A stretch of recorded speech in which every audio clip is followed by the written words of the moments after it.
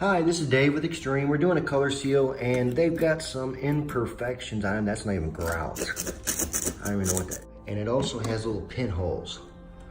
So these little pinholes is constantly gonna get dirt. Even if you seal it, the sealer is gonna go into the pit holes, but you're still gonna have a little indent and it's just gonna get, see right here.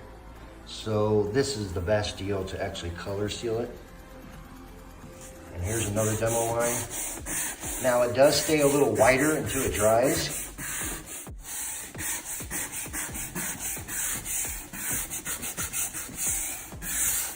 And I scrub it a few times to make sure it gets into every little piece. Because if you don't get into all the little holes, you're not helping the customer. Okay. Look at that. Brand new grout line. See that? Same thing over here. And, the good thing for the customer is I probably won't be cleaning their tile for a long time. Bad for me.